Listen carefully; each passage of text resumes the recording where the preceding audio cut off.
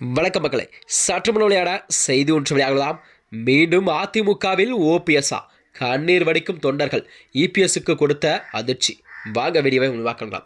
அதாவது 2026 சட்டமன்ற தேர்தல் நடக்கும் தமிழ்நாட்டில் தான் இன்னும் சில மாதங்களே இருக்கும் நிலையில் அனைத்து கட்சிகளுமே தங்கள் கட்சி பணிகள் எல்லாம் தீவிரமாக மேற்கொண்டு வருகிறார். அந்த வகையில் தான் தேர்தல் வழக்கு விசாரணைக்காகவே சென்னை உயர்நீதிமன்றம் வந்திருந்த முன்னாள் முதல்வர் ஓபிஎஸ் அவர்கள் செய்தியாளர் சந்தித்து பேசினாராம். அப்போது அவர் பேசியதாவது, கழகம் கண்டிப்பாக ஒன்றுபட வேண்டும். எம்ஜிஆர் எதற்காக இந்த இயக்கத்தை ஆரம்பித்தாரோ அந்த நோக்கம்தான் நிறைவேற்றப்பட வேண்டும். இந்த இயக்கத்தை யாராலும் அசைக்க முடியாது என்ற நம்பிக்கை கொண்டவர்தான் செங்கோட்டையன்.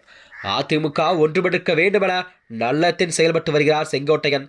இந்த இயக்கம் தொண்டர்களுக்காகவே, அதாவது எம்ஜிஆர் உருவாக்கினார். அதன்படிதான் இந்த இயக்கத்தில் உள்ள 2 கோடி தொண்டர்களும் தற்போது கண்ணீர் விட்டு அழுது கொண்டிருக்கிறார்களாம். அதாவது செங்கோட்டையனை எடுத்துக்கொண்டு இருக்கும் முயற்சி வெற்றி பெறும் என்று அவர் கூறிய நிலையில்தான் பிரதமர் கூட உள்துறை அமைச்சரும் அதிமுக கண்டிப்பாக ஒன்றுபட வேண்டும் என்றுதான் விரும்புகிறார்கள்.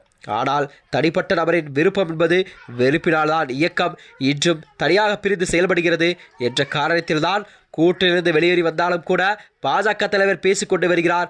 அவர்களை கண்டிப்பாக ஒருங்கிணைப்ப விரும்புவர்கள் கண்டிப்பாக பொதுச்செயலா என்பவரை தொண்டர்கள் தான் தேர்ந்தெடுக்க வேண்டும் என்ற விதி யாராலும் மாற்ற முடியாது. அந்த அடிப்படையில் தான் விதியே மாற்றியிருக்கிறார் இபிஎஸ். மேலும் அதிமுகவில் சேர எந்த ஒரு பதவியும் நாங்கள் கேட்கவில்லை, நிபந்தனையற்ற பதவியை கேட்கவில்லை, நாங்கள் அதிமுகவில் மட்டும் சேர்ந்தால் மட்டுமே போதும் என்று சூசகமான பதிலை அளித்துள்ளார் ஓபிஎஸ் அவர்கள். அது மட்டுமன்றி அதிமுகவில் பிரிந்து சென்ற தலைவர்களை கண்டிப்பாக ஒன்றிணைக்கும் வகையில் தான் ஓபிஎஸ் அவர்கள் அடுத்த கட்ட நடவடிக்கை எடுப்பதாக கூறப்படுகிறதா. செங்கோட்டையர் கூட அண்மையில் செய்தியாளர் சந்தித்து பேசினார்.